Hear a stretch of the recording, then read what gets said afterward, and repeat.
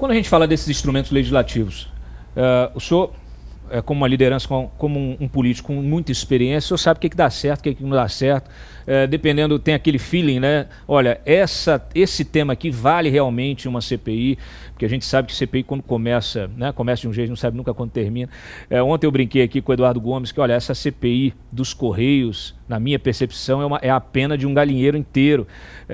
Mas o fato é que nós temos aí essas sugestões de CPI todas e também temos os requerimentos de informação. O senhor também vem solicitando várias apurações ao Tribunal de Contas. Então, queria a sua análise sobre todos esses instrumentos, até ajudando aí o nosso espectador, o nosso cidadão pagador de impostos, a entender como é que funciona a política aqui, o que dá para fazer, o que é concreto, como que dá para a oposição, o espaço que a oposição tem para operar nesses campos, inclusive agora contando aí com o apoio do Centrão em virtude dessas eleições que conduziram aí o Davi Alcolumbre e o Hugo Mota ao comando das duas casas legislativas.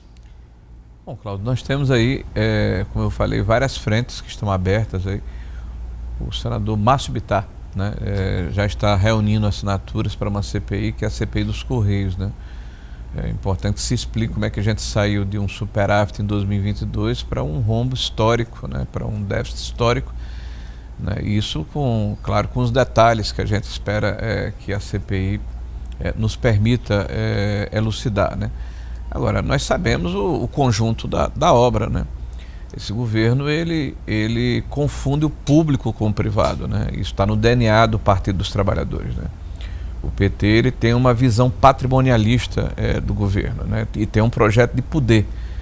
Então, não é por acaso, por exemplo, que no início do ano de 2023 houve uma provocação ao Supremo Tribunal Federal e essa provocação resultou, né, na relativização da lei das estatais, o que permitiu, por exemplo, que o BNDES fosse ocupado, né, pelo Aloysio Mercadante. Né? Aí você tem aí pessoas de proa dentro do PT, sindicalistas. A própria, né? Petrobras, né? A Petrobras foi aparelhada, o Jean Paul Prats. Os fundos de pensão. Os fundos de pensão, que inclusive tem um projeto nosso desde 2023 que tenta diminuir essa invasão política, está lá parado nos escaninhos da Comissão de Ação Social. Desde 2023 a gente tenta voltar a profissionalizar a gestão do assunto, porque na época do presidente Bolsonaro, eu trouxe até os dados aqui, nós tivemos nas estatais um lucro de 4,6 bi. E aí em menos de 2 anos de mandato do Lula já está no prejuízo de 6 bi. 6 bi. E agora janeiro, você viu, né? Janeiro fechou já com prejuízo de 500 milhões. E aí eu perguntei para as minhas fontes lá no Correios, me disseram o seguinte, que o Correios, no ano passado, já teve, em janeiro, um prejuízo de 300 milhões. Então, esse janeiro já está superando o janeiro de 2024. E veja que a Previ, por exemplo, que é o maior fundo de pensão do Brasil, teve no governo do Bolsonaro 21 bilhões de lucro. De lucro. Em 2 anos já está em 19 bilhões de prejuízo. De prejuízo. Mas não é por acaso, quer dizer, nós não precisamos nos debruçar assim com muito cuidado para saber o que aconteceu. Se coloca na presidência da Previ um sindicalista que tem como especialização a história mexicana, em especial a história azteca. Então, a condição que esse cidadão tem de gerir um fundo, além de ter sido dirigente sindical ligado à máquina estatal do PT, a máquina sindical do PT historicamente, de ser um especialista em história azteca, né? Então, é evidente que eu quero usar aqui a expressão que o atual vice-presidente usava, né? Eles querem voltar à cena do crime. E voltaram. Nós tivemos, na época do PT, a Operação Greenfield, né?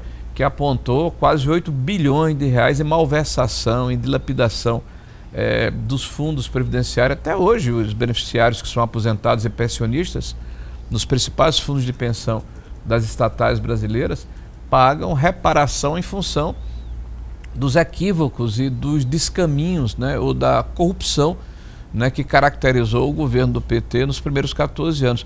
Eles repetem a mesma estratégia, quase que com os mesmos personagens, e a gente já sabe o resultado, né? Infelizmente, a população foi enganada eu diria, por um mentiroso culto mais, que é o presidente Lula, né? O Lula enganou a população brasileira em relação ao preço dos alimentos, que ia ter picanha de graça, né?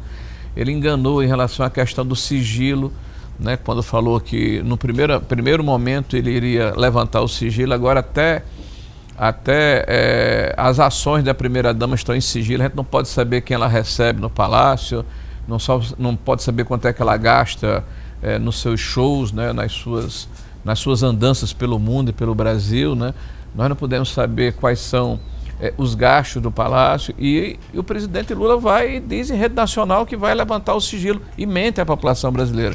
Ele mente à população brasileira quando disse que não iria colocar um advogado ou um amigo pessoal dentro do Supremo Tribunal Federal. Ele não só colocou o Flávio Dino, que é amigo dele há mais de 30 anos, né, e que tem uma militância política comprovada, é um cara que veio do Partido Comunista do Brasil, né, apesar de ser juiz e ser deputado e governador, aí botou a política dentro do Supremo Tribunal Federal, mas botou o seu advogado pessoal. Então ele mente e quer instituir narrativas o tempo todo. Não é à toa que ele demitiu o seu ministro das Comunicações, que era o péssimo ministro, diga-se de passagem, o Pimenta, né? Pimenta. Que quando foi para o Rio Grande do Sul, em função dessas enchentes, foi repudiado pela população local, que dizendo a Lula, olha, pimenta nos seus olhos, nos olhos do Rio Grande do Sul está ardendo. A população repudiou a ação de Pimenta no Rio Grande do Sul.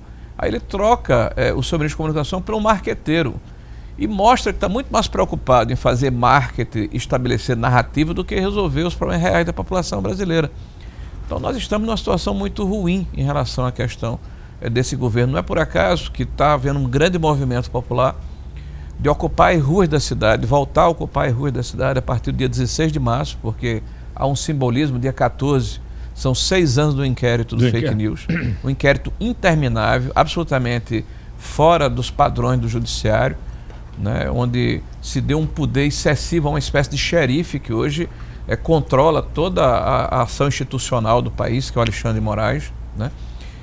E irmos às ruas para pedirmos primeiro anistia para as pessoas que estão sendo acusadas de um golpe que não existiu, que é outra narrativa, né? E sendo penalizadas com penas maiores até do que de criminosos contumazes, como é o caso, por exemplo, como é o caso, por exemplo, dessa Elisa Matsunaga, né, que matou, esquartejou uma pessoa, foi condenada a 16 anos, né? Enquanto pessoas que pintaram com batom uma estátua são condenados a 17 anos. 17 anos. Então há uma desproporção e é necessário pacificar o país. Que as pessoas que depredaram, que paguem pelo crime de depredação. Claro. Mas não por abolição violenta do Estado de Direito, que isso não aconteceu. Excelente.